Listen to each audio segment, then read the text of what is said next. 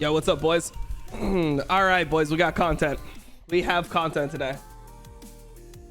So based off looking at it, I mean, Peter and I came up with our list separately, and then we put them together. And yeah, right now we're inputting them into the same spreadsheet, and it looks like we have pretty different lists. So that should be pretty interesting. Pretty different lists. I mean, there's some people that are decently high on both of ours that are just not on the other person's list at all. So yeah, it should be fun. But we're gonna start from 25 to like 15 or 25 to 16 on both of ours, and then we'll move up to 15 to 9, and then our last will be our top 8. So that's the way we're gonna do it.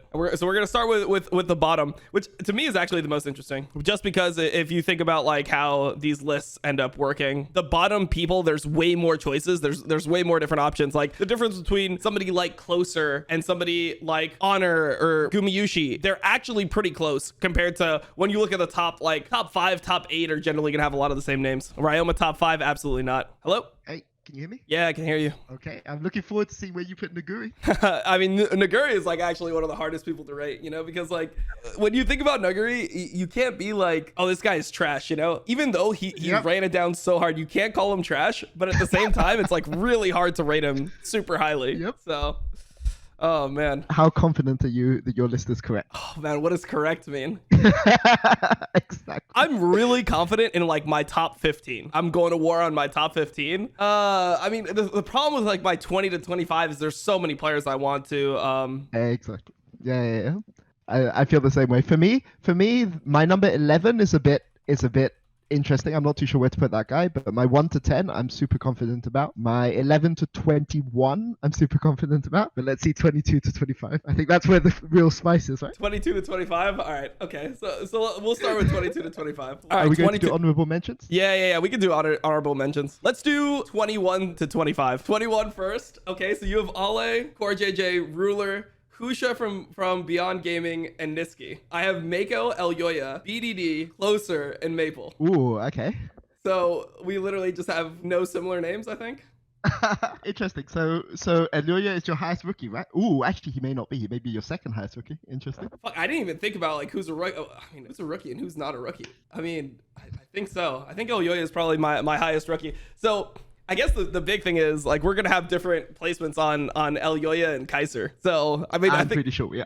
Yeah. So I think that's pretty interesting because for me, I like value Kaiser so much because I feel like just from watching them play, it feels like he sets up so much for Mad Lions. I'm not sure how good Elyoya would be without that, even though Elyoya is really insane. I think that this is why like a top 20 list would have like looked dirty because I feel like Elyoya not being in the top 25 based on how he played is kind of ridiculous. But yep. At the same time, I don't know. I just value Kaiser a little bit higher. What's your criteria for my criteria is pretty much like, I mean, so I have most emphasis on summer playoffs. Like summer playoffs is my highest amount of emphasis, but then I'm just essentially looking at like going into worlds, like how good these players are to me going into worlds, not like how good I think they'll be, mainly just how good I think they are right now. What do you think about the meta? I mean, I guess the meta is pretty interesting. I don't really know what the actual meta is going to be. That's like one of the hardest parts for me, right? Because I see a lot of Talon, I see a lot of Zed.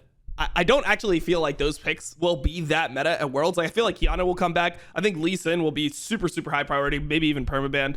And then I still think that a lot of these junglers will be able to get by on like Olaf, Viego, these types of picks. So, I mean, that's something that I guess I'm kind of undecided on. What's your take? So when I was thinking about it, I was thinking, okay, so how are these top teams winning, right? And for me, most of the top teams have like an engine, and the engine is some number of support, jungle, and mid lane.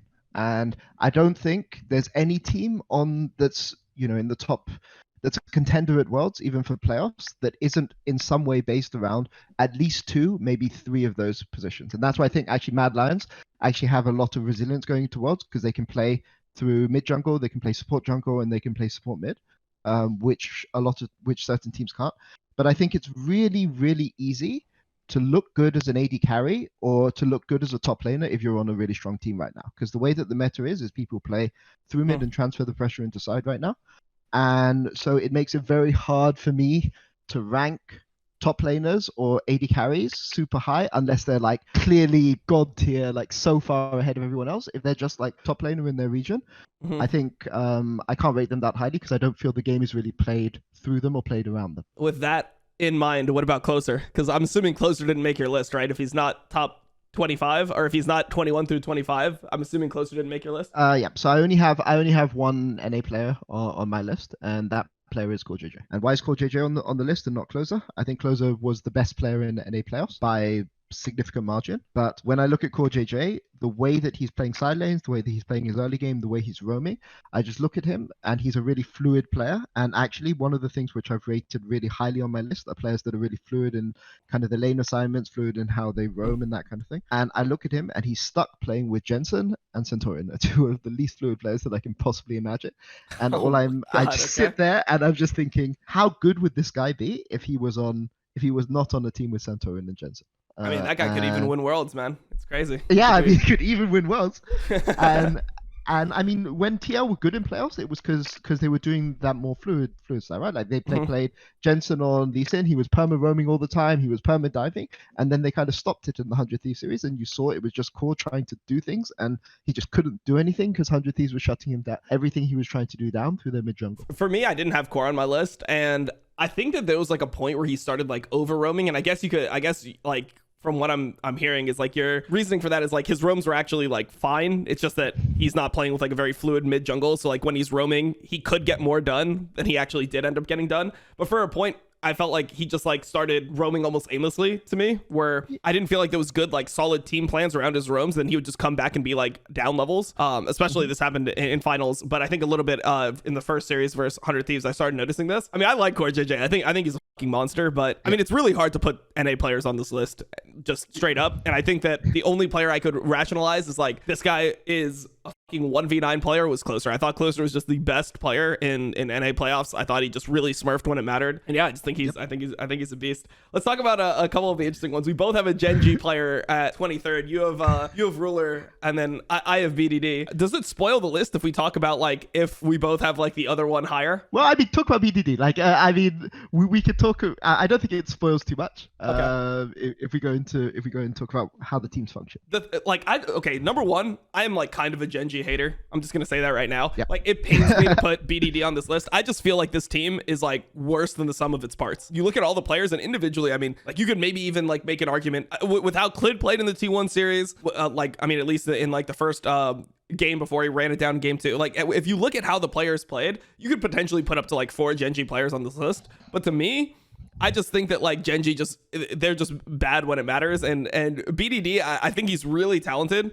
And the thing that's really hard is, right, if you compare BDD to like a player like Niski, right? It's like, is BDD worse than Niski? No, I would say BDD's better, like a better player than Niski.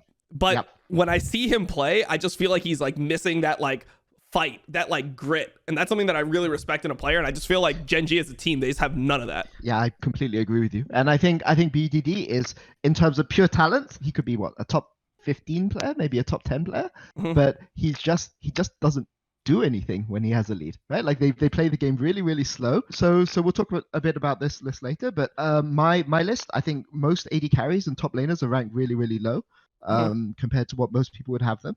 And I kind of felt I had to put an AD carry here on my list because I was looking at my list and I was like, where are the AD carries? And I was thinking about who were the good AD carries and what was the purpose of AD carrying the current meta. And honestly, I kind of wanted to put Gumayusi at 23rd, but I don't even know if he's going to play. Do you know if he's going to start? I have no idea because I think Teddy is probably going to start from watching. I don't know. So this is going to be really weird. I'm just going to toss this out right now because I have Ruler higher than Teddy. So people are going to look at it and be like, oh, but like Teddy smurfed in that Ezreal game against Ruler. So that means that Teddy is better. But to me, it's like if you're playing Ezreal into Xayah in that type of setup, Ruler doesn't really have the chance to really like pop off. And I think Ruler is really, really fucking solid. I just think that his team like really doesn't play that well around him in general. Like when I look at how Rascal and Clid play, it's like they don't have confidence in their AD carry, but their AD carry is actually probably the best player on the team. Maybe second best player on the team if you consider BDD the best player on the team. But like I just feel like this team in general doesn't peel well for their AD carries. That's that. I think the one thing that I'm gonna try to defend is Mako here, right? Because Mako is being 21st. That's probably a lot lower than you have him. Yep. So a bit low. Mako, for me, I think he underperformed in playoffs, generally speaking. Like, I felt like he could have done a lot more in some of those early series. Like, I think that if he shows up and plays the way he should, I mean, obviously JJ ran it down in that first series versus WE. Definitely he ran it down. I don't think Mako played as well as he could. I feel like he kind of like disappeared a little bit in playoffs. When they were smashing everyone, I thought Viper and Mako were just like together the best bot lane in the world. But then I felt like it kind of like Mako kind of fell off, and it was like Viper really just doing, like, he's playing like one of those individual AD carries with the support, you know, having some good games, some bad games. Like, sometimes he has good engages, sometimes he disappears, which I just thought was like an underperformance for Mako. So that's why I rated Mako pretty low. But I know we said this is coming into Worlds, right? Because you were rating on the playoffs. But if you had to bank on a support to carry you in a best of the 5, Mako's really high on that list, right? I would put Ming. Ming is like my highest on that list. Yeah, I mean, we'll talk about supports later, but Yeah. I agree All the right. Ming is really high, but I agree with your Mako. I think actually though, for me, something like clutch factor is really, really important. And actually, can I talk about one of my picks? Yeah, sure. Okay, so I think that BDD is a better player than Nisqy. I don't think you dispute that. But to me, the reason why Nisqy's on my list is because if you give Nisqy a lead, Nisqy is going to like destroy you on the map. He's going to roam. He's going to like If get he's all the on side TF lanes or to him. Rise. Well, sure, but if he's on anything, like if he's on Galio, he's a really good Galio as well. True. That's fair. The reason why Fnatic was so good in playoffs is they were doing everything to get Nisqy a lead, because Nisqy wasn't getting his leads individually. You know, it was things like Adam, ganking level 1 with Camille mid, or like roaming mid at level 4 or 5 or something like this, or Hillisang like perma camping around mid.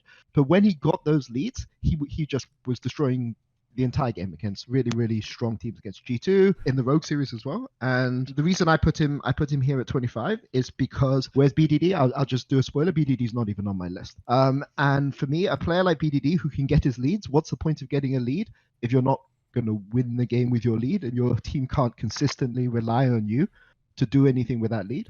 Yeah. Whereas Nisqy, he's on my list because I think whenever he gets a lead, you know that he's gonna destroy the game. But can he get the lead or not? That's a difficult thing. But I value doing things with the lead. I mean, I definitely value Nisqy as a player. I just think that like there are champion pool issues. Like when he was off TF, like obviously he had that really good TF game in finals. When he was off TF, he looks like a completely different player. Doesn't look like he can match up to other laners like as well off TF and Rise. So I mean, I would love to see if like he starts incorporating Galio more. I don't know if he even played one game of Galio in all of playoffs. I can't even remember if he played one game of Galio in all of playoffs, but I feel like that's something that would actually work well for this team. So if he can like branch that style out and just be like that type of player all the time, I'm completely down for that. I think that Nisqy is definitely top 25 if that ends up happening. But for me, it's like I just feel like there is definitely a different performance. Maybe not even just for Nisqy, but just like how the team performs. I feel like if they just have a control mage mid, they can never win a game.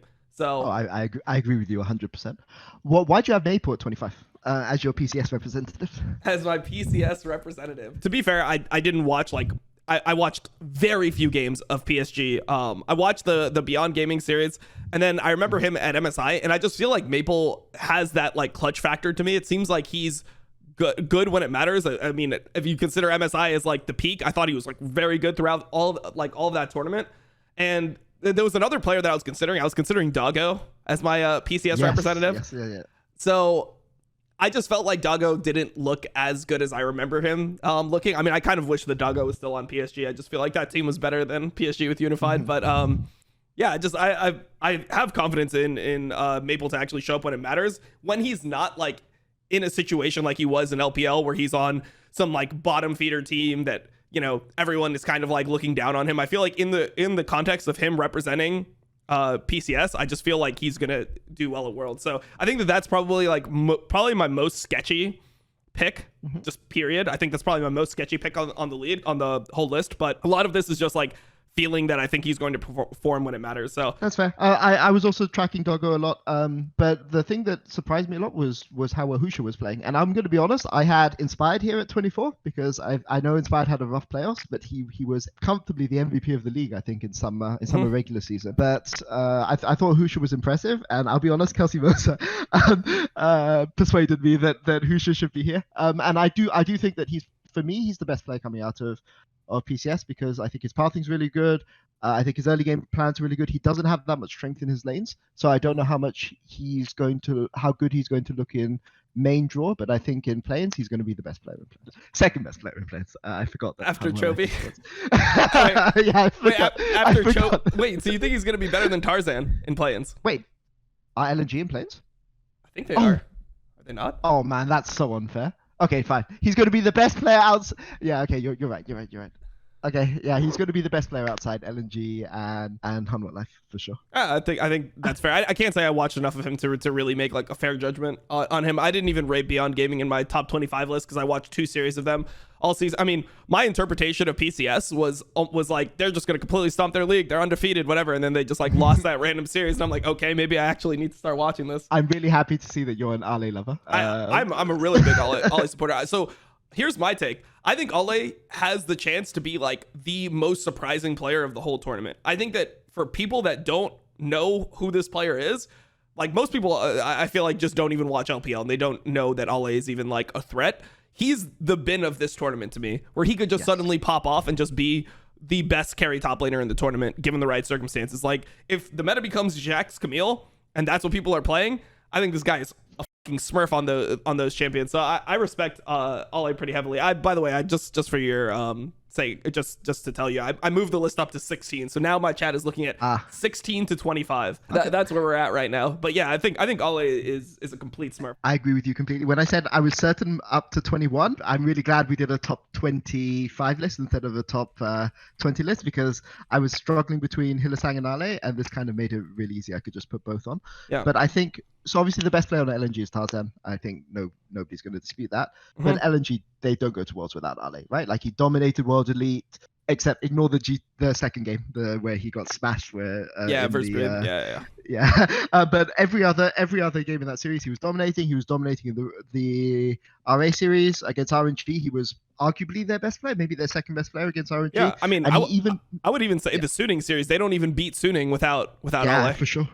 For sure. I was talking about the engine of the team, and you look at the engine of the team, and that the engine of that team is IWD and Tarzan. And you can give some credit to IWD, you can give some credit to Tarzan, but they need somewhere to transfer that advantage. And Light is like a weak side AD carry. Icon is super inconsistent. So the fact that they can transfer into LA makes LNG a really scary team. I didn't rate LNG actually before I started going back and rewatching all of the VODs, but I think they can really do some damage at this tournament. Yeah, they've got really strong jungle support. They've got really strong top laner. And they have really good matchups. So this is one thing that I was thinking about while making this list. Korea actually has like really bad top laners compared to what Korea normally sends to Worlds. Like, so the weakest position, in my opinion, in both Korea and EU is top lane coming into this tournament. And Ale is a hard carry top laner. So there's some matchups where I'm like, 100 Thieves, someday top, he's perma weak side these days. You look at Morgan from Hanwha Life, like that guy sucks. I don't know what else to say. This guy sucks. So like, if Ale is versus these guys, they can get fucking abused, and Ale is willing to like play the hard carry matchups. The thing that I love about Ale is like he's one of those people that has both sides of the Camille Jax down, which I love in a top laner, because normally like Camille is essentially like more blindable against the field, I would say.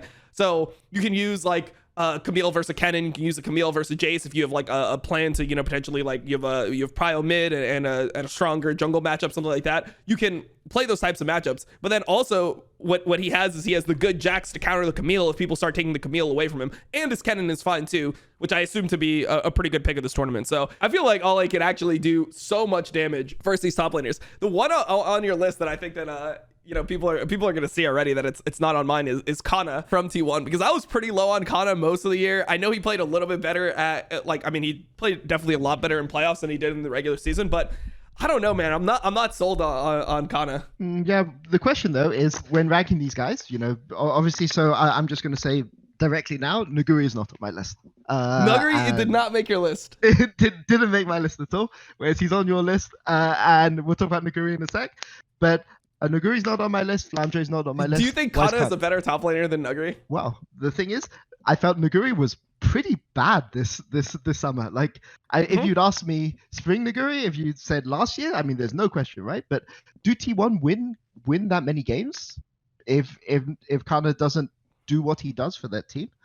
For me, I think that you could argue Flandre can be there. You can argue that maybe Nuguri's there, but for me, he was more consistent than the other options coming into playoffs, and that's why I have him. He's definitely more consistent. Like Nuguri is the ultimate like inconsistent player right now. I just feel like this guy is still really good outside of the lane. He's kind of like fallen back into that 0-2 power spike Nuggery, which is different than in spring. Like in spring, he was pretty much just on everyone for the entirety of the time he was there. And then in summer, he started having these like brilliant games. I feel like since he came back, though, he was a lot better at carrying his leads. And yeah, I don't know. I still respect Nuggery as a player. I think that he's a really strong piece of this team. So yeah, I have Nuggery 17 for me, which is definitely not the highest top laner on my list, but I still think he's really good. Like if I were to say like Nuggery versus Kana, they're in lane, they're playing whatever matchup, I would expect Nuggery to come out with a lead. So I've got a question for you, which is how often when FPX win is it because of Nuggery? Because of him? Yeah, I mean, how often is it that when he has a good performance, it's because he's been set up by his supporter mid laner, and how much is it because he's the one who's getting those advantages himself? Because that's my problem with Nuggery. Yeah, like, I've got other reasons for flinch. So I think that's kind of so. The thing I don't like about that is when you look at FPX, they win so many games where it's like he might have been the one that could win if his mid lane and his support were just worse, right? Like if his team played worse in some of those games, maybe he would be the defining factor. And he's in a position to carry, but a lot of times he just doesn't have to carry because his team is so fucking good elsewhere. So I guess that's like my issue is like, I don't think that that's a knock on him, because if you put like Kana on FPX, like Kana probably doesn't carry any of those games either. Like who's going to be put on FPX and is going to be like the main carry? Like Doinb was essentially just smurfing so hard in this in like playoffs and in summer. Up until like finals. Even in finals, I think Doinb had a very like performance that many people thought was a bad performance compared to Scout, but I only think he got outperformed in like 1.5 of those games. Like I don't actually think that he was just getting shit on by Scout all over the place. There was one game he got shit on by Scout. I think in game 4 he outperformed Scout and the team ended up throwing. I thought his Galio was good in that game. I think in game 1, Jungler just entered his lane and he was still relevant and still made a lot of plays in that game. So I don't know. The way I see it is like anyone who is top lane for FPX probably wouldn't be able to carry that many games, because before they get a chance to carry, Doinb just because already won you the game. Yep, I think that's fair in Nuggery versus Kana. I think probably in the matchup we'll see how it goes when the two teams play each other. But one person who I'm sure is on your list, who's not on mine, is Flandre, and for me, he suffers from the same issue, right? Like when I watch EDG play, I'm thinking, how are they winning the game, right? And they're winning through their bot lane and their mid game, mid lane, and maybe for me, Flandre should have been on my list, right? He's not on my list. I put Kana on my list in over. Holy moly, it sounds really bad when I'm saying it out loud. But why is it? Why is it the case? It's because T1 rely on Kana to do more for the team than EDG and FPX, and it's hard for me to value Flandre and Nuggery really, really highly when the game is basically being won whilst they're bystanders. And there's another top laner who I think is really high on your list and who's pretty high on my list, who when I watch the team play, it's really clear, okay, this top laner is the reason why this team is winning. And when I look at Nuggery and when I look at Flandre, it's much less the case. Whereas when I look at like Ale, it's to me, okay, they're winning because of Ale. They're winning because of this other top laner, right? And Kana has is more important to T1, and that's why he's higher for me, because it's really clear what he provides to T1, whereas it's not really clear what Nuggery provides to FPX. Yeah, I think it is pretty clear for me what Flandre provides to EDG, though, because like even when JJ's running it down, I feel like Flandre actually had a really good summer, and I think he had a good playoffs. And the thing that people would criticize about him is like he's a weak side top laner, right? He's just going to play all the weak side picks. But when it mattered in finals, I feel like they got a huge advantage by off the fact that he was able to like pick Lucian in that series, you know, like the fact that they get 2 games of Lucian, you know, that wasn't something that FPX prepped for. So I feel like Flandre actually was pretty complete this summer, and I don't think he gets like that much help from JJ, or like JJ is actually, you know, carrying Flandre through the lane phase. I feel like Flandre does a lot for the team, and then I especially like how he plays like team fights a lot of the time. I think his TP angles are really good. I think he just has like a very clear idea of what he needs to do in a team fight in order to like buy space for Viper and really like set up Viper and Scout to do work. So I value Flandre just like in terms of like what he provides for EDG a lot. And yeah, I don't think that they beat FPX if he just plays like a standard Renekton top lane game. Yeah, that's fair actually. No, I think you're convincing me actually. Are we allowed to change these lists? Can I kick I mean, you put Flandre there? You can if you want. You can if you want. Like, I mean, I'll be wishy-washy. Like, honestly, I'm not gonna put Nuguri here, right? But like, I feel like what you're saying about Flandre is right. Like, when I was looking at this list, I was looking at how highly I had all the other EGG players. So maybe I put Flandre too low as a result. Yeah, but I can kind of see what you're saying, because they're not. Then you're right. They're not LPL champions without Flandre playing those Lucian games. Okay, so that was a good. So one thing I want to talk about is Fnatic players, because people are going to look at this. So 2 players I wanted to put on my list. I really wanted to put Hylissang and Upset on my list, and I just couldn't do it based on the last 2 series they played. I just felt like the 2 series that mattered the most, I thought they underperformed in. People won't really see it like that because they ended up getting leads against Rogue, but like Rogue's bot lane was just solo killing them. Like, that just straight up what happened. And I think I don't know. I just think that outside of game 2, which was like over at 10 minutes, I think that Karzi and Kaiser outperformed them as well. So I don't know. It was just too hard for me. Like, I really wanted to put Hilly on this list because I think Hilly's a fucking beast, but I just didn't think that he played good enough in the last 2 series. Yeah, it just sucked because I wanted to put him. When we were having a top 20 list, when I thought it was going to be a top 20 list, I have like a massive thing in my notes between Ale and Hylissang. And my notes for Ale basically say carries all of the games, but how much is it down to him and how much is it down to his jungle support? And for Hylissang, it's really, really bad laning phase, Rogue series. But what does he do after laning phase? And I think that who do you assign the blame to for Fnatic being so bad in laning phase against Rogue? Is it because Rogue were good? Is it because Upset had a Rusty? I think it was like counter picks too. I think that they they had really telegraphed picks, right? Like, they were going into those games like, we are playing Rakan, and it's like, I forget what did they play in that first game? Was it Rakan Trist or Rakan Ezreal? It was something generally weak, atrocious. Yeah, it was something really weak into like a Morgana support counter pick. So for me, I just think that like they picked bad lanes. Obviously, when you're picking a bad lane, like, you have to try to get through it better than they got through it. Like, you need to really just like try to cut your losses in lane, and it felt like they just inted way too hard. And if, the rest of the team was not just dry humping bot lane and Rogue actually was able to respond, Inspired was on the right side of the map, all that type of stuff, I don't think that they get out of that situation so easily. I agree with you to an extent. However, I will say that EU bot lanes, I think, are actually the strongest position in EU. And I think maybe you can argue it's a bit disrespectful to go and pick such weak laning bot lanes against Hanshammer and Trimby, because say what you want about Trimby, but he's good in lane, right? I mean, I think Trimby is atrocious out of lane. I think you think out of lane? I think Rogue as a team is just so bad out of lane that I don't even know who to blame. Like, lane phase ends and they all just start fucking running around like they just do random. And it's just like, wow, this team has no idea what to do. So, I mean, definitely that's probably most on, I guess, support and jungle, which is why Inspired didn't make my list either. And I think, I like, for the same reason that Inspired didn't make this list, Hylissang didn't make this list for me, where I just feel like their last series that they played were just not good enough. I think that's fair. I will say that in my defense of Hylissang, so just on the Rogue thing quickly, I think Rogue can't, the reason why Rogue are bad right now is they can't play, because the meta shifted into that triangle, like the support jungle mid triangle, and they can't play mid support, they can't play jungle mid, and they can't play jungle support, right? Because of how Larson and Trimby play their mid game. And if you had to say who the second and third best players on Rogue after Inspired, it's Hans and it's Odo, and they can't do anything because their AD carry and topper are playing really, really well, but their jungle support mid isn't functioning as a trio, right? And for me, the reason why I have the 2 Fnatic players on my list is because when I look at them play, I feel like Fnatic can cause damage at this tournament because of how their support mid play together and how, in fact, support jungle play together. I think that, I think Adam's not that great, and he's probably going to have a really rough world.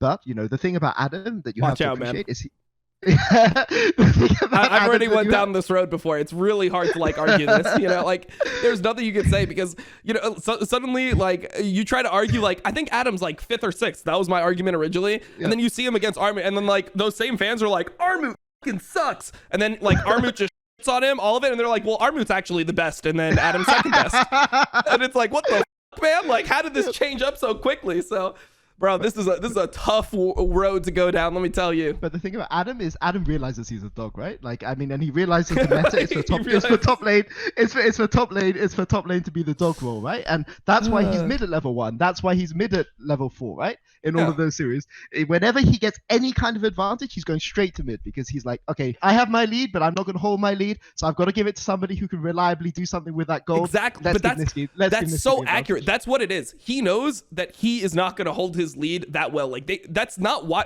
people have this mentality that it's like Adam goes and perma roams mid because he's just like helping everyone else, but he could also carry. They give him credit because he has the advantage that he would be able to carry those games out. I actually don't think Adam knows how to play like mid and late game that well as a top laner and like use his own advantage, which is part of the reason why I think his champ pool is what it is. I don't think that his mechanics prevent him from playing something like a Camille. I just think that if he was playing Camille, he wouldn't be able to like side lane and know like post 20 minutes, like I need to push this wave. Can I dive here? Do I roam mid on this wave? Do I play the enemies? Like, do I play for the enemies TP? I actually feel like he gets like covered so hard by the fact that his team is like so scrappy and so random. Like they fight so much. Fnatic fights so much that he doesn't actually have to make a lot of those tough decisions. He could just be like, oh, we're fighting, I'm TPing in. Yeah, no, I agree with you. And actually, Dom, like that's why Niski's so good, no? It's his bot lane's running it, his top laner doesn't know how to play mid to late game, and they're still the number 2 team in Europe. It's true, and Niski is really good. So to me that's why for me Hylissang, what he provides in mid to late game, how he team fights, how he engages, his unpredictability, how he plays around vision, all of that is really, really good. He's not consistent, but sometimes if you're a team like Fnatic, you need somebody who can have the highs, right? And that's why he's high on my list, and why I think Fnatic can actually do some damage in this tournament. When I say do some damage, I mean like top 8, not top. Yeah, I think they could potentially. I think they could potentially get out of groups. I mean, the thing is, I also think Fnatic will get kind of like a boost in best of ones first like teams like this. I don't think that teams are going to be able to like fully prepare. And like, I think that a lot of teams will probably view a couple of the Fnatic picks as exploitable. It'll be that type of thing of like, oh no, give it to them. If we know what they're playing, it's fine. But it's like if you give Niski a TF game, you probably just lose the game in a best of one, unless you're like an insanely good team and you really have like a good plan. If they do that versus a team that's like not that insane, like let's say they do that versus an LNG, which in the regular season had the potential to just completely collapse and do nothing. Let's say they do that versus a Hanwha Life. Let's say they do that versus any of the NA teams. Like I think that they could get easy wins if any of those picks are left up. So yeah, I definitely think Fnatic can potentially make top 8, but I always feel like when I watch Fnatic, they work really well together and they have like a same mentality now, which is one of their benefits, but I don't think that individually their players are like that much stronger than the competition. No, I agree with you. And the question is how can they get, like, if they can get Niski out of laning phase, or they can put him on something which he can perma roam on, they can beat like some of the best teams in this tournament. But you know, if somebody like Chovy comes in and like smashes him, and I don't know, right? It's really hard without cross region play to judge what's going to happen. So we'll have to see. But my logic for Niski and Hylissang, that's your logic for Ruler, right? Like like his team around him is really rough, and that's why you have Ruler so high, right? Mm-hmm. Yep. So 16, I guess the last person we talk about here would be Faker. You have Faker at 16, which I guess most people consider is a little bit low. I mean, I'm trying really hard not to look at your list, but I just feel that Faker is the 6th best mid it was, and therefore that's an appropriate place to put him. I think that T1 are a really hard team for me to judge, because from your tier list, like I saw your team tier list, and I know you were talking, I think, about how highly to rate Damwon. And for me, I think Damwon this year match up worse against the Chinese teams than they did last year. For sure. Because I don't know whether it's because they lost Naguri. I don't know whether it's because of the change. I think it's because they lost. I think it's because they lost Naguri. That's what I would say. Yeah. Okay. Well, then maybe Naguri should be on my list as well. They're still this god team fighting team. They team fight the best in the world, but they play really slow now by Damwon's style, right? And I feel that what they're trying to do, whereas in 2020, Damwon's late game team fighting was just like something that you had to always worry about, and you had to always have it in the back of your mind as they were fighting you in the early game. But for me this year, Damwon is more like they're trying to stall out so that they can almost cheat wins with their team fighting, right? Against some of the hard opposition. And I feel like T1 try to do things, and a lot of that is on Faker. I mean, I assume Faker's higher up on your list. But for me, there's a lot of players who deserve more recognition than Faker. But I still rate Faker really, really highly. And to be honest, my 12 to 21 is pretty close. Right? That's why I said my top 11 I'm pretty sure about. but 12 to 21, you could move players up and down.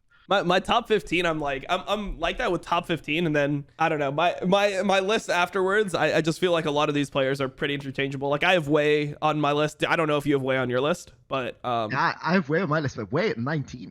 Yeah. I mean, how many junglers do you have ahead of Wei? So let me think. So I have, obviously, I mean, I don't think it's a spoiler to say that you have Tarzan and Canyon above him. Well, don't mention the names. Say how many numbers, how many you have. I think it's only 2. Only 2. Okay, then I think that's fair. For me, jungle is more important in this meta. I think it's really, really important. And making this list, one thing I realized is like how good I actually think RNG is.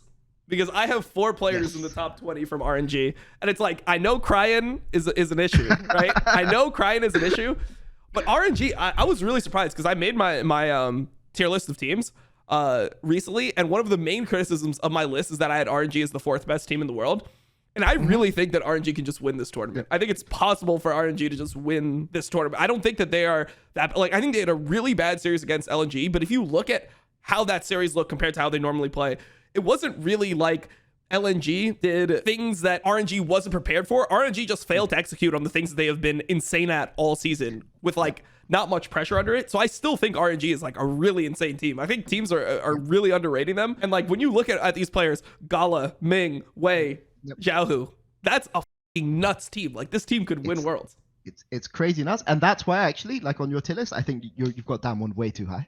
Like I think it's EDG FPX, then it's like RNG, and then like Damwon's down there with like Mad Lions and T1 or something. So you think it's 3 LPL teams tier S, and then A team would be? No. So I would say S is like EDG FPX. I would say S minus is like RNG, and then I would put like A being like Damwon, Mad Lions, and I think T1 actually the way that T1 play matches up better into the Chinese teams than the way Damwon play. Yeah, I feel Damwon, like it's true. Like I definitely agree with this. I completely understand this viewpoint. For me, I just give Damwon credit because it just feels like they have this like winner, like championship mentality. It's mainly like Showmaker for me that I just respect a lot.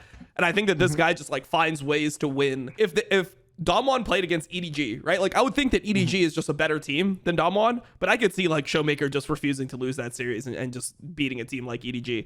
Whereas like versus FPX, I mean, this is kind of why I had Damwon above EDG and below FPX. I just feel like FPX matches up into them well because I sense that same type of like fire from Doonby. I mean, that said though, Scout completely like smurfed. So yeah, he's completely smurfed finals. So if Scout plays like that, yeah, then I think EDG would win pretty easily. I'm really looking forward to your 10 to 15 because you're going to have some of these players we just talked about. But final question I kind of wanted to ask you about is Kaiser. So you actually have Kaiser higher than me, which I didn't expect. I didn't expect to happen. So what's your thoughts on Kaiser?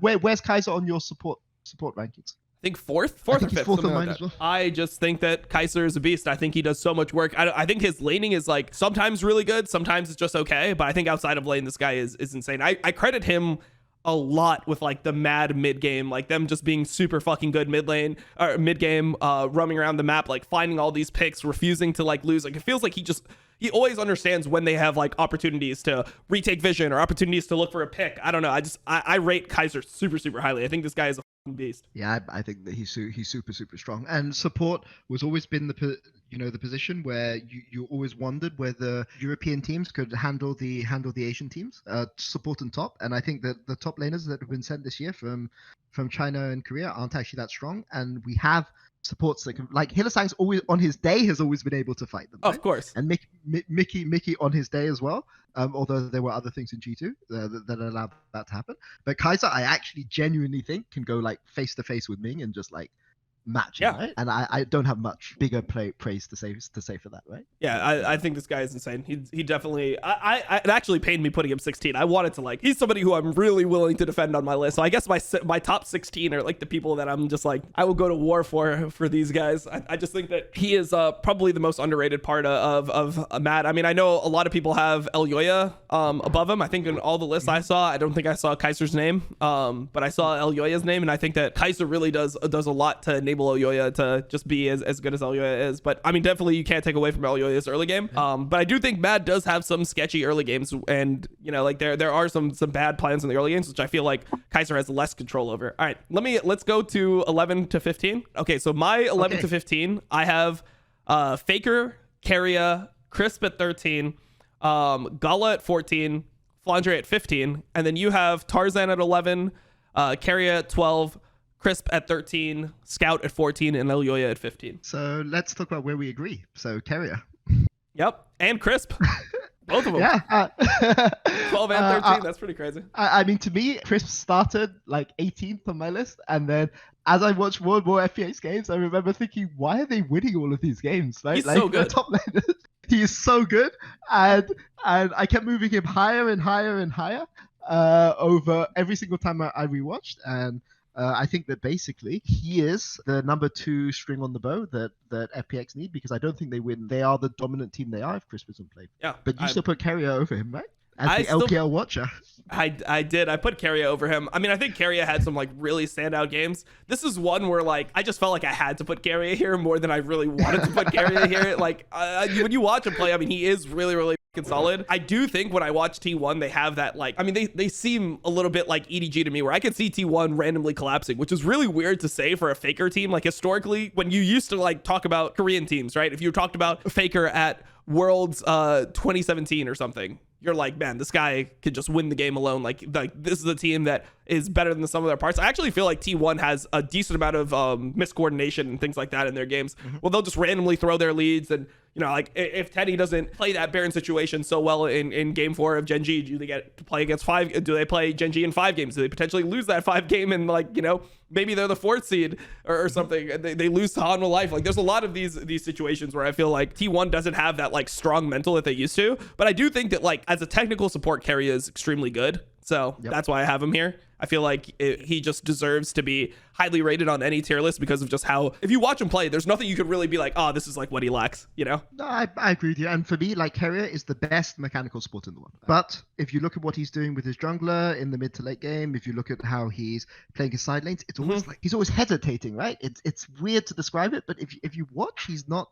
If you watch something like Ming or you watch something like Mako, right? It's clear that what they want to do is what the team is doing. And for me, Carrier is a really frustrating player because he's so insane mechanically. Like if they start Carrier and Gumayusi, like I'm excited to watch T1, and that's as an LPL and an LEC fan, right? Like I all of those years, I really, really dislike LCK because, you know, they've always denied my region their chance for greatness. You mean your region as NA, right?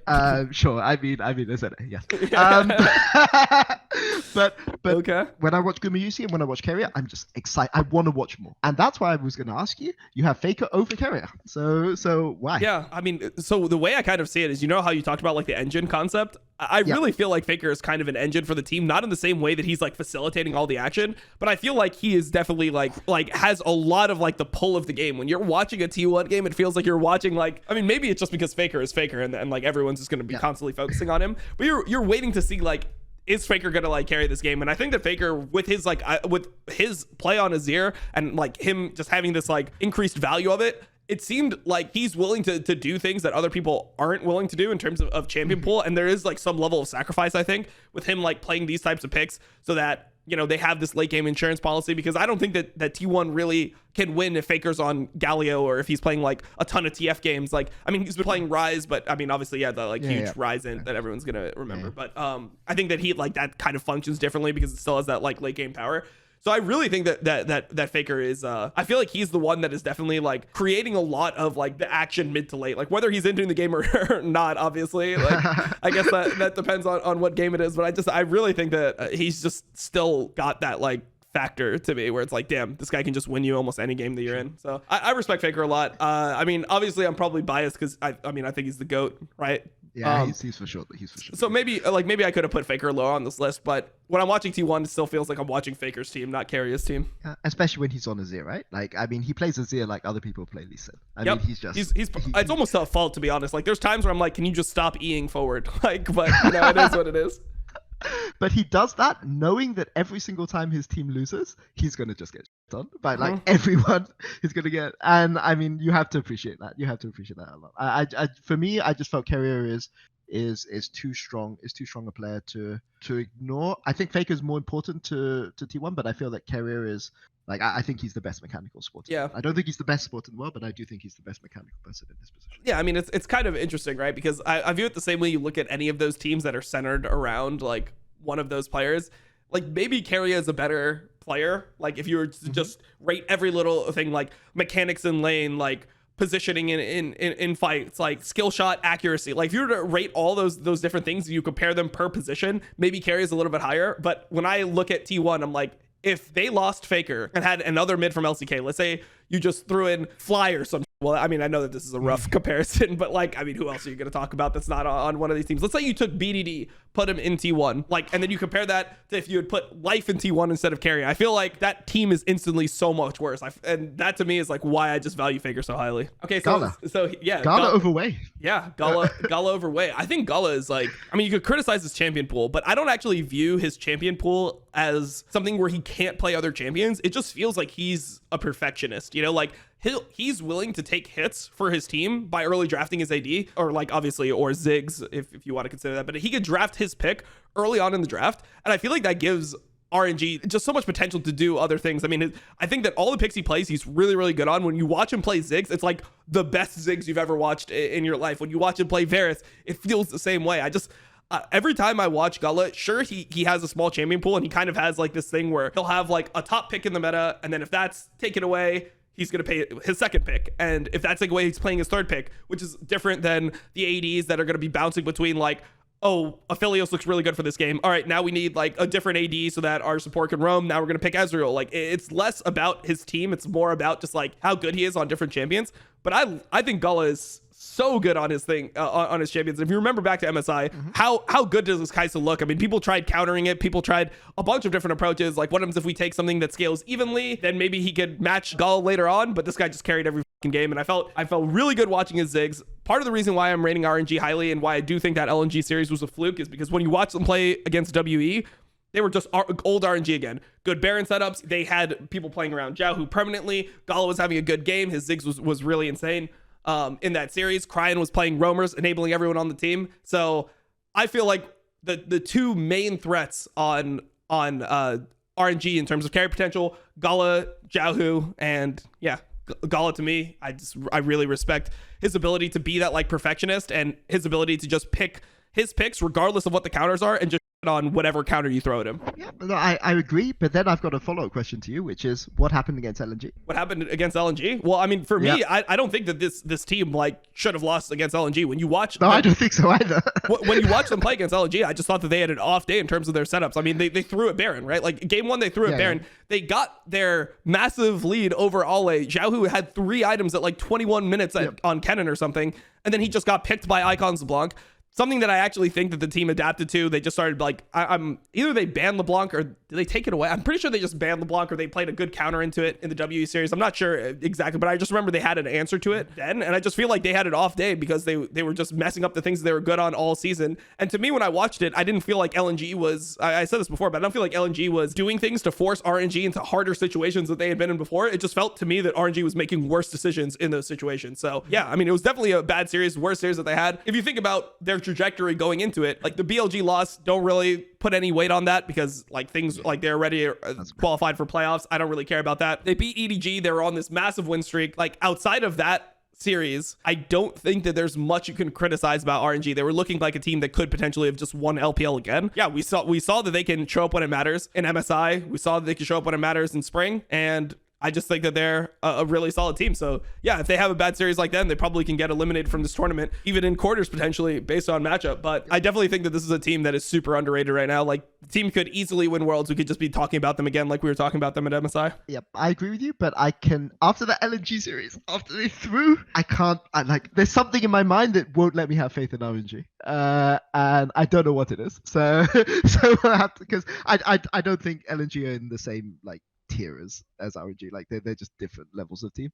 And yeah, I don't know. Like I think it in order to beat RNG, you have to smash them through mid jungle, right? And to me, Gala has life really easy, right? Like whatever you say about Cryan, he's actually not bad in team fights, and he has one of the best supports in the world. He has one of the best junglers in the world. He has a top laner who knows who's a really god on team fight, on split push, so that they're playing the 4-1 really well, so it puts teams under a lot of pressure, and he just has like all the skittles lined up for me. That's why I just can't rate him that highly. to me. Yeah, I don't think just AD feel carry like is that important. Sure. I mean, if the AD carry position is not that important to you, that's fair. I would just say like, what else could he be doing with how his team? Because it's not like, yeah, he does have one of the best supports in the world, right?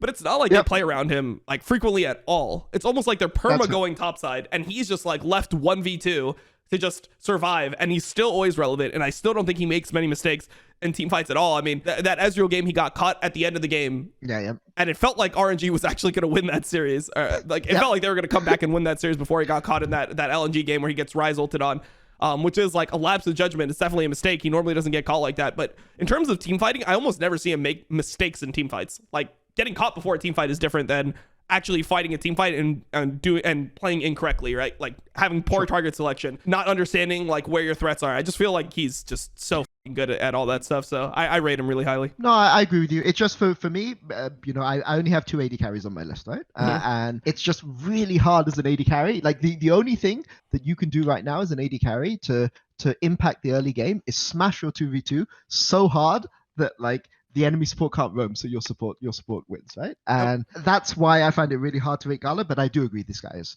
really, really good. Okay, let's move up. We're gonna go 5 to 10 now. 5 to 10. 5 to 10. All right, so by 5 to 10, I have Chovy at 5, I have Scout at 6, Xiaohu at 7, Canyon at 8, Humanoid at 9, and Ming at 10. And then for yours, you have Ming at 5, Chovy at 6, Wei at 7, Mako at 8, Humanoid at 9, and Xiaohu at 10. I can see immediately. Like, this is why I asked about selection criteria, because for me, I used all of Summer Split.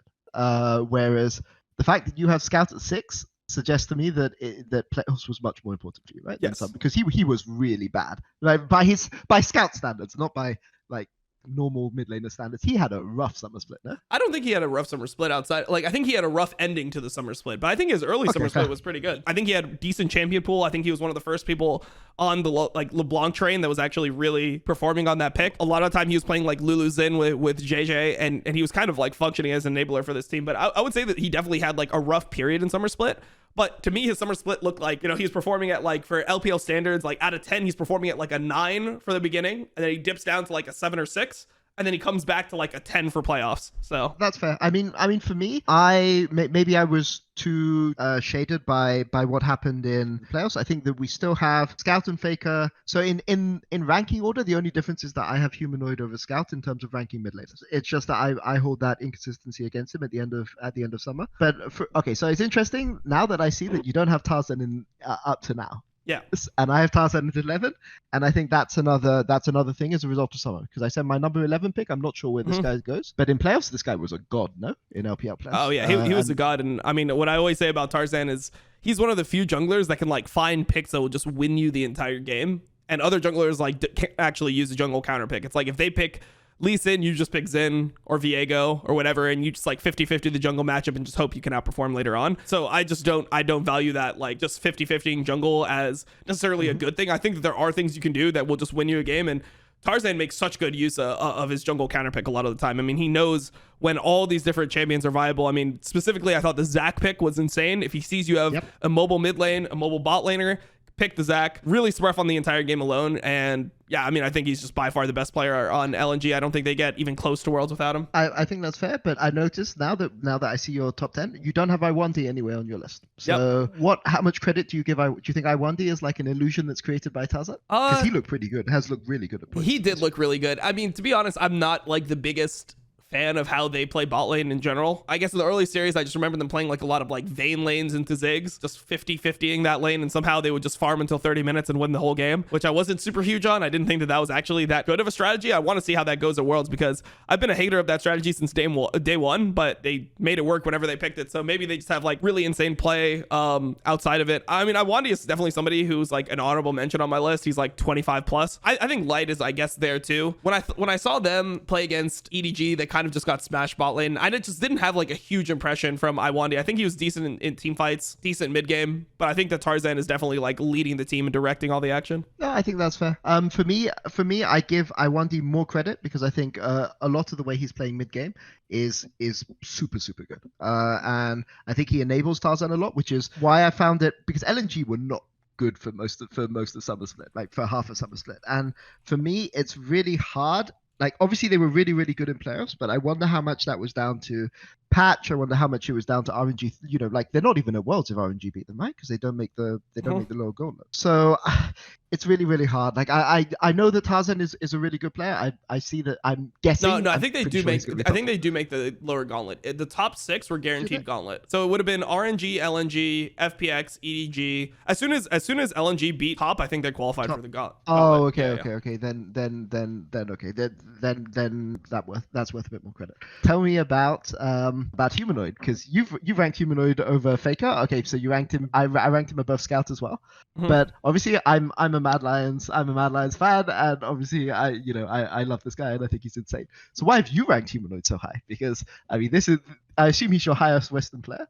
Yes, by far. Is he the best player in the West? I think he's the best player in the West. I mean, what does this guy not do, right? I think that he actually ends up sacrificing hard for his team a lot of times and really covering for other people. So not only is he like perma winning his lane, he's also perma roaming somehow as well. He just feels like he's just a complete workhorse. Like he can carry it at all parts in the game, and he has good laning, but he doesn't need to actually beat you through his laning, which I think is really unique. When you compare him to other players, it feels like he's almost always better in like one of the two areas. He's either a better laner than you or he's better outside of lane than you. I don't think I have him as highly rated as I had Caps last year, but I do think from the West, he is like that style of player where he's literally this year's Caps, where I just feel like he's just constantly looking for things to do. And if the right play for him is to sit in lane and smash you, he can do that as well. He has all the picks. I think his biggest weakness before was he would like randomly int or die to a lot of ganks and have a lot of deaths in general. I think he's really cleaned that up, especially in playoffs. I think he was really good about just not giving away free kills often. So yeah, I just think he's a beast. No, I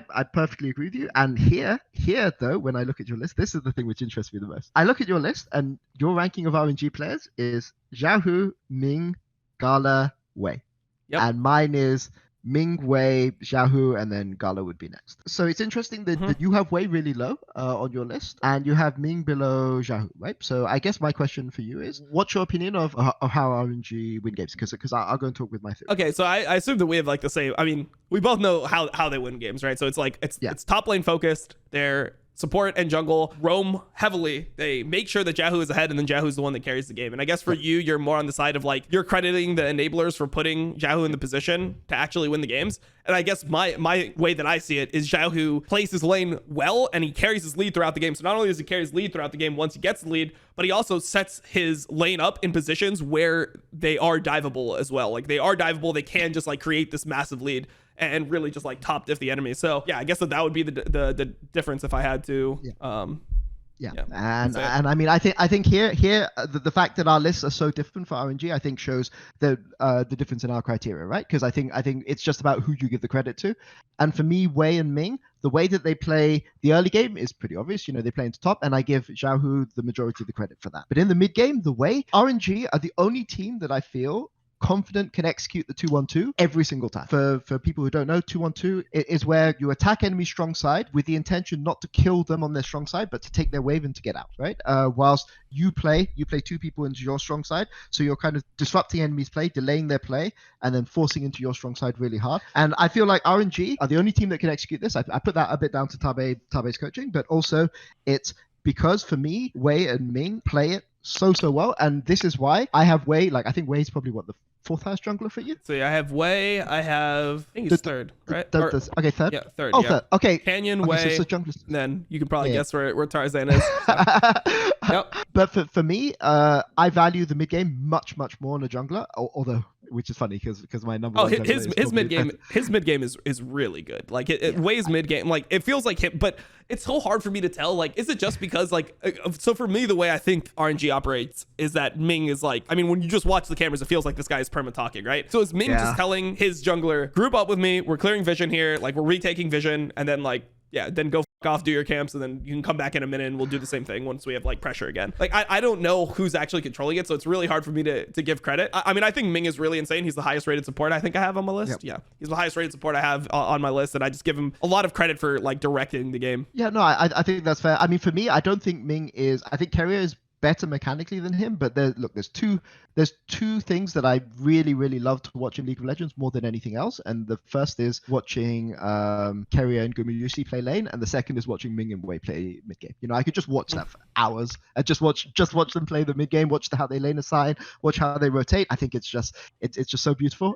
As a result, because I'm giving so much credit to Ming and Wei, I have to put Xiaohu further down on my list. But in our top 10 list, there's one person we haven't talked about. My question I'm going to ask you is, how much are you looking forward to watching Chovy play against a emerging region? Well, this is really contended. Like, I can see that a lot of people are really upset that we ranked Chovy so highly. I just think that Chovy, like, there's no way this team gets even close to Worlds without Chovy. Yeah. And people will definitely reference that Deft definitely played better in the Gauntlet, but Deft was playing pretty bad in the whole season. Like, he did not have a good split. So, I mean, Chovy obviously has like some issues. You can say Chovy after 15 minutes, like, what does he do after he gets his lane lead? But man, I think that this is actually going to be a really nice Chovy meta too. One thing that I saw, I think it was Dopa said it. Chovy with Yone buffs. That's fucking broken. And I remember from Spring Split, his fucking Yone was so insane. I really think Chovy is a phenomenal player. I mean, I think he's one of the best. For me, I think as a technical player, I think he's probably like the best in terms of mechanics, laning, recall timing, all that stuff in lane. Yeah. But I don't think he has that like vision of how he wants to win the game the same way that Showmaker and Doonby have. I feel like when Showmaker and Doonby have a lead, they just see the whole game playing out. They're like, all right, I'm this strong at this point. This is how I'm going to play team fights. And I feel like a lot of the reason why FPX is so good in team fights and the reason why Domon is so good in team fights is because their mid laners are so powerful, and I feel like mids and ADs really take over at that portion of the game. So Chovy is definitely a very like focused player to me, where he's gonna have a similar playstyle in games, and he's like your carry, your super carry mid laner, not in terms of like carry the whole game like Doonby, but in terms of like I am going to be strong as fuck later on in the game, and we are going to play around like my positioning, my damage, all that shit. I don't know, man. I really think that Chovy is one of the best players. I just think that he doesn't have the vision, I guess. And I mean, for me, Chovy is the best laner that we've ever seen in League of Legends. I think most people will agree with that. Again, I agree with you that what he does again after 15 minutes, I don't really like. And to me, the fact that I have Chovy so high on my list when he goes against like everything that I think a mid laner should do, right? Because I told you about mid jungle support earlier, right? Mm-hmm. Like I think it should be about transferring pressure. Chovy doesn't give a. Sorry, I don't know if I'm allowed to swear. Just Chovy just doesn't care, this right? Is a Christian stream. We don't curse on my stream. I've never cursed on my stream before. Yeah, like Chovy doesn't care. He's like, give me these resources. I'm gonna destroy these guys 1v9. Yeah, he's like the main character, in one of those shonen sports animes, right? If you had Morgan and Willer on your team,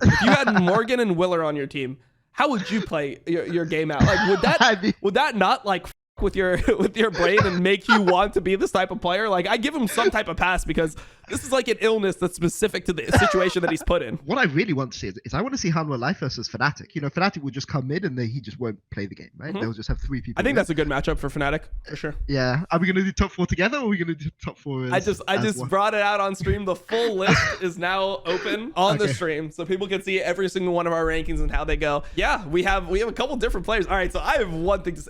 I can't believe that you actually have Showmaker above Canyon. Or Canyon above Showmaker, I mean. So my defense of Canyon is, for me, there is no damn one player that is even close to my list, right? And this team are a team that many people think is top 3 team in the world. I think they're 4th, but to me, how can this team be so good when there's 3 people who we're not even talking about their team, and it's about their mid jungle. Now the question is, who's more responsible for that? I think Showmaker's a really, really good player, and I think that you can't talk about Showmaker without talking about Canyon, and you can't talk about Canyon without talking about Showmaker. But what Canyon, I feel maybe it's a bit of bias back to MSI, but at MSI I felt he was 1v2 a lot. Mm-hmm. And he still does so much when he's 1v2. Like when he was against T1 and Keria roaming all the time, he has to deal with the enemy support and the enemy jungle like attacking him all the time, because everyone knows, Damwon Gaming, you've got to attack them mid jungle, and he's the one who takes the brunt of it. And as a jungler, there's less you can do, but somehow he always manages to play around it. After he's got it out to the early game, his team fighting is like he's the best jungle team fighter. Yeah, he's really good at team fights. I do think so.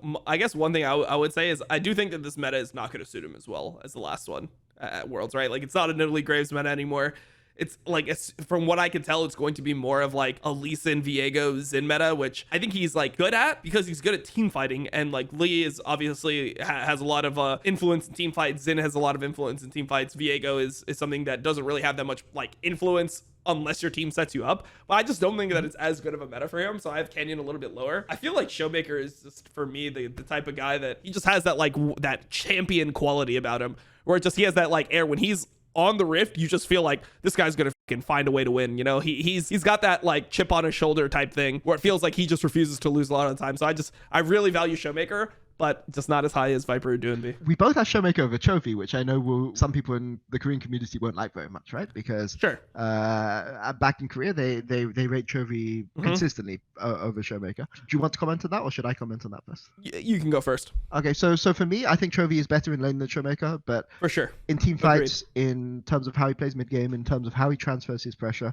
I think Showmaker is actually just better. I think that Chovy has a marginal lead in the first 10 minutes of the game, maybe especially on how he plays first 9 waves. But after that, I think that the gap as the game goes later and later and later, the gap between the two of them expands, and that's why I think it's in favor of Showmaker, the comparison. The Canyon thing about the meta is interesting. Do you think that it's not possible to play Graves in the current meta? I think it's possible into certain matchups. So like if they pick Olaf, I think it's possible. I mean, I think it's fine into like Viego. I think it's pretty bad into Xin, and I think that into Lee Sin you don't want to be playing the Graves side of it because it feels like Lee Sin has so many options to do whatever the fuck he wants, and Graves can outfarm and be relevant later on, but I just don't think that it's going to be something that will like work for Dom on that much, especially considering how they play now, like really, really slow. I just feel like if they have a Graves in the jungle too, it's just way too slow. Like teams are just going to have massive leads on them. Yeah, and that takes away a bit of Canyon's agency, right? Because Tarzan has a crazy amount of agency on it. So I understand why you have Tarzan so high, because he basically does everything on that team. Yeah, so maybe it's more about Showmaker into Canyon rather than Canyon into Showmaker. Yeah, I can see that. Maybe those two should switch around. I don't hesitate to put them 2 and 3 though, because I think that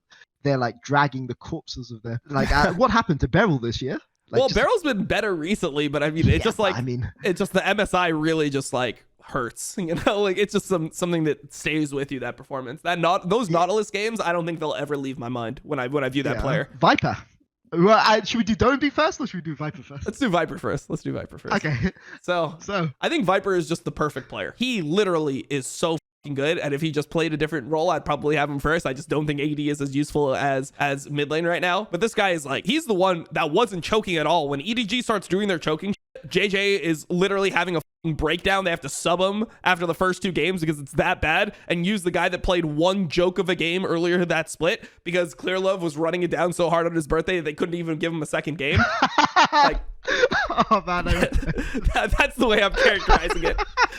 We're going in. That's what happened. Yeah. That's how I read into that situation. Viper is showing up in those games, and like JJ just lost the smite button, somehow lose it to an Ezreal Q, but Viper's playing those team fights so well. Like, this guy is perfect. Viper is perfect. It's just that AD carry is not that useful overall in this meta. It's not the most useful AD carry meta, especially with the ways that people could neutralize it these days with picks like Varus and Ziggs. I just never watch Viper and I'm like, play that bad. Like, oh, he should have positioned differently in this fighter. Oh, I don't think he got enough damage off. He wasn't autoing enough in this fight. Like, this guy is nuts. I respect him so much. So Viper number 2 for me. He's nuts. Like I think that the AD so the reason why I have Canyon Showmaker together, I think you're probably right about Showmaker. I think I probably switch Showmaker Canyon on a final thing. But the thing about Viper is I think AD carry is worthless. Like I only have one other AD carry on the list, and it's like a pity. It's like a 23rd. It's like a 23rd. Like I should kind of put an AD carry here because I only have one AD carry, and the AD carry mains are going to complain. So I think AD carry is a useless role in the current patch for the top teams, not for like mid-tier teams. And I still have Viper top 4 because your support is so important right now, the way that your support plays with your jungle, the way that your support plays with your mid. And if you are playing against ETG, your support doesn't get to leave lane. Like they are that good in the 2v2. They will just kill. I mean, the thing that I love about them, just to add on to your point, is when they were playing earlier this season, how many different lane matchups they were proficient at. Lulu Cog, Karma Ezreal. Like, you couldn't just blind your bot lane, which is very common around the world, where people will just be like, yeah, we'll just take Nautilus. Whatever. Like, give us... we'll just take Rel here. We'll take... we could just take, like, Leona or some You cannot do that versus EDG a lot of the time. Okay, Doinby, you are the biggest Doinby fan in the world. Yes, I am. So Yes, I am. You first. I mean, this guy literally had he played insanely well in almost every game for the entirety of Summer Split. How crazy is that? There's almost no game you can point to, even in the games where it's like, oh, I guess this Kled game didn't work out. He's solo killing. I believe it was rookie Zakali under turret at level 5. I mean, he's got all the counter picks. Even I think the best thing you can do against Doinby, which they did, I think once in finals, is you try to get him on Orianna and you play Rise into Orianna, because I don't think he's as good at Orianna as some of the other players on this list. I would probably take Humanoid's Orianna over him. I would take Showmaker's Chovy's Orianna's over his. But I think that he is just so proficient on so many different picks, and he was literally just hard 1v9 carrying so many games. And the other thing that people don't understand, he is targeted by almost every team in draft. People are banning his Rise sometimes. They're banning his TF. They're banning his Aurelia. They ban so many of his picks, and he just always performs. It doesn't matter to this guy. So yeah. I thought he was insane. I think finals, people say that he underperformed. I think that is not a completely true storyline. I mentioned it earlier. My interpretation of that was that he actually played he played pretty good in game 1. Got outclassed in game 2, then he outclassed Scout in game 3, and I think game 4 they should have just won the game. They were up 10k gold. He was roaming all over the map. He was completely unleashed on his Galio, and they just made bad decisions and threw the series. So I really think that I don't even think you can argue that Doinby is not rank 1. That's how good it is. That's how good he is. And to me, the fact that the 4th best mid laner in the world and the 2nd best mid laner in your league has to change everything about his playstyle that he's been using to find success in the entire split just to have a chance against you, says everything. I mean, Doinby is what Chovy wishes he was, right? He can play the early game carries. He makes Chen look good. And Chen has been rough this year. Sometimes it feels for me when I'm watching. So obviously you have Naguri higher, but for me sometimes it feels that the rest of his team wouldn't even be close to Worlds if he wasn't there. If you go and replace Doinby with Scout, or you go and replace Doinby with Fofo, do FPX make Worlds? I don't think so. I don't think so. Yeah, and I mean that is the biggest, because we're not talking about some random a rookie Cream or something, right? We're talking about you put the 2nd or the 3rd best mid laner in his league, and they go from being undisputed top 2 to not even being in Worlds, and that is how good this guy is. This guy is crazy good. I can't wait to see him at Worlds. He's really exciting. Yeah, he's super exciting. He also has that quality where he goes into every game playing like he's the underdog. When you watch other players play and they're the ones that are expected to win, it feels like that almost harms a lot of players mentally. They won't make as many plays. They'll just try to be maintain their leads and all that stuff. But this guy just sees the whole game, man. When I've been watching a little bit of his pro views, it happens every once in a while, and when you watch him play, he's perma timing things while on the enemy 1v1 while roaming all over the map. It doesn't actually make sense. He is a next level, he's on some alien shit. He's a Martian. This guy is fucking out of this world. I don't know. I love watching Doinby play. I mean, I really hope that he starts winning too, because I feel like it actually gives the GOAT conversation some weight. If Doinby wins 2 more titles, we might have a new GOAT. Then you can actually make an argument Doinby or Faker, because he's starting to hit that God status where he just looks untouchable, And even in Faker's peak, there were some players that would pop up that would contest him for a little bit, kind of like how Scout contested Doinby in this finals, right? One that always came up to me was Pawn, right? Pawn was always a good matchup into Faker. But at the end of the day, if Doinby gets it done when it matters, he wins Worlds. We've got another GOAT conversation coming soon. Damn. All right, I guess that's the list. Am I allowed to make some changes? Yeah, my final list? For sure. Yeah, you can make some final changes. Actually, when I heard you talk about Flandre Kana, I actually agree with you. I think I'm just being mean against Flandre because he has three good teammates, and that's absurd. And I agree with you on the meta, the Showmaker Canyon thing. But yeah, here's the top 25 list. You can screenshot it, put it wherever you want. That's Peter's top 25 on the left, my top 25 on the right, and yeah, that's what we got.